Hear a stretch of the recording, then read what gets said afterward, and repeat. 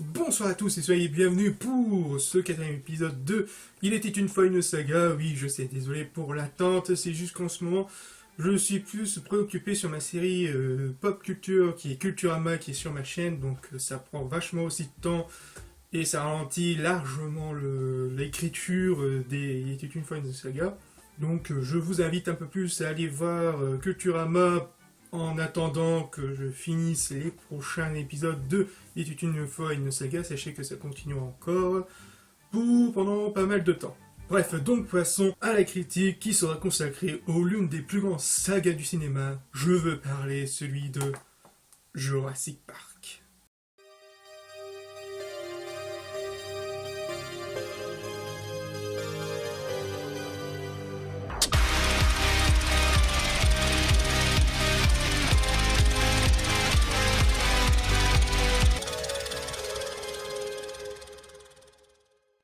La saga Jurassic Park est produite par les studios Universal et Amblin Studios, et compte environ 6 films si on compte la trilogie Jurassic World.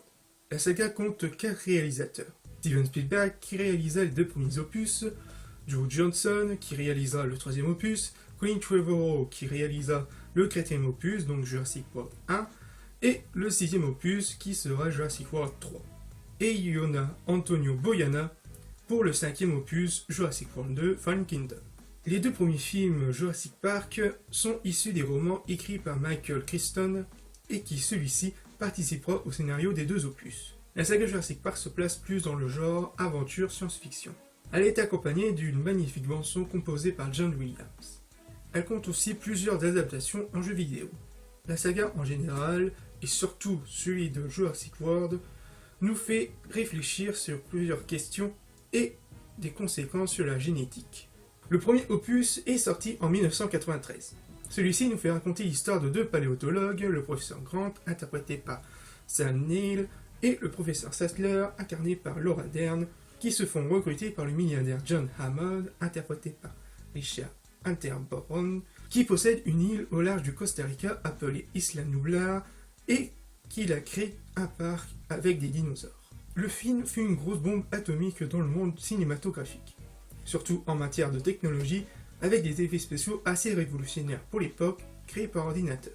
Pour un budget d'environ 63 millions de dollars, le film remportera environ 915 millions de dollars à travers le monde.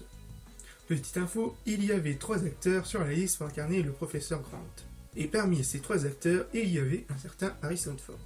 Autre chose aussi, il devait exister un projet de série télé basé sur Jurassic Park avant le film, mais le projet fut rapidement abandonné.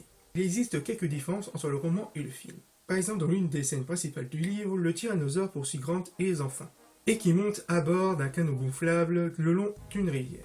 Suite au succès du premier film, l'auteur du roman Michael Crichton était en train de préparer une suite à Jurassic Park, et qui est une référence du roman Le Monde Perdu de 1912 par Sir Arthur Conan, et qui intéressa Steven Spielberg à le réaliser.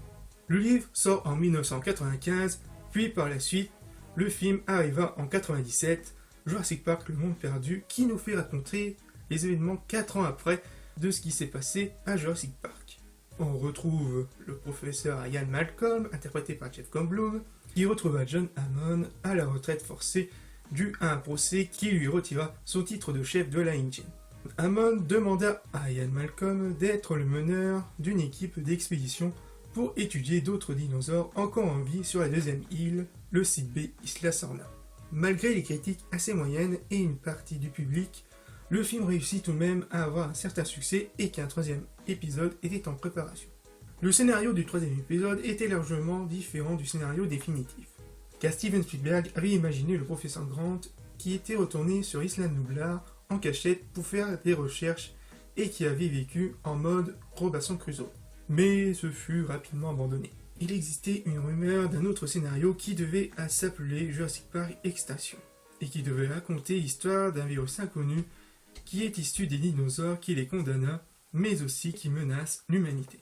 Donc Jurassic Park 3, sorti en 2001, qui est cette fois-ci réalisé par Joe Johnston, le réalisateur de Chérie, j'ai rétréci les gosses. Celui-ci qui nous fait raconter que quelques années plus tard, Isla Sorna est devenue une zone interdite au public. Mais certaines personnes n'hésitent pas à la franchir, comme le personnage d'Eric, qui est avec son beau-père pour faire du parachute près de l'île et qui disparaît de façon mystérieuse. Cette fois-ci, le film fut assez critiqué négativement, à la fois par la presse et le public, mais qui réussit de justesse à se faire rembourser, mais qui reste tout de même le moins bon de la saga. Il va falloir attendre quelques années pour qu'un projet de suite ressurgit après quelques rumeurs concernant le scénario de la suite. Et finalement, en 2014, l'annoncement d'un projet Jurassic World apparaît et qui est plus un projet de renouveau de la saga Jurassic Park, un peu comme le renouveau de la saga Mad Max. Cette fois-ci, Steven Spielberg reste toujours le producteur de la saga Jurassic Park et qui laisse la place à deux réalisateurs, Colin Trevorrow et Yuna Antonio Boyana. Donc en 2015 sort le premier Jurassic World réalisé par Colin Trevorrow, qui nous raconte que le rêve de John Hammond est enfin réalisé, avec un parc assez bien moderne, et qui est dirigé par le millionnaire Simon Nasrani, incarné par Irfan Khan, accompagné de Claire Dearing, incarné par Bryce Dallas Howard, qui est le responsable des opérations de Jurassic World, et qu'un dinosaure génétiquement modifié était en création, mais qui risquerait de causer leur perte. Jurassic World a réalisé l'un des meilleurs démarrages de l'histoire du cinéma, avec environ 525 millions de dollars dans le monde, rien que pour son premier week-end. Bien sûr, celui-ci se fera battre quelques mois après par un certain Star Wars 7. Puis, en 2018, est sorti le deuxième opus de Jurassic World, appelé Jurassic World Fallen Kingdom, réalisé par Yuna Antonio Boyana, et que dans son second opus nous fait raconter quelques années après que le parc est fermé, avec les dinosaures en liberté, mais qui sont menacés par le volcan d'Isla Nublar qui décide de se réveiller, et qu'il est question tout au long du film s'il faut les sauver ou non. Vu qu'il est sorti assez récemment, je n'ai pas pu approfondir un peu plus. Et que si vous voulez ce que j'en ai pensé de ce fameux Jurassic World, je mettrai en lien dans la description ma critique sur Jurassic World Fallen Kingdom. Si je voulais en conclure, la saga Jurassic Park est une excellente saga qui contient ses hauts et ses bas. Le premier Jurassic Park est celui qui marquera le cinéma et qui marquera encore et encore toutes les générations confondues. Pour ce qui est de ces deux suites, pour moi, Le Monde Perdu reste tout de même une bonne suite à Jurassic Park, même si je dois y reprocher quelques défauts. Et que le troisième opus, qui est assez moyen de toute la saga, et qui méritait tellement mieux avec une bien meilleure histoire.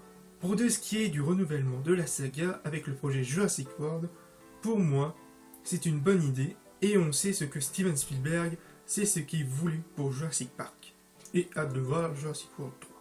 Et que la saga Jurassic Park mérite de la revoir. Et j'aimerais savoir ce que vous en pensez de ce renouvellement de la saga, mais aussi de la saga Jurassic Park en général. Mais aussi de connaître aussi quel est votre film Jurassic Park préféré, même si je doute que tout le monde dira que ça restera toujours le premier.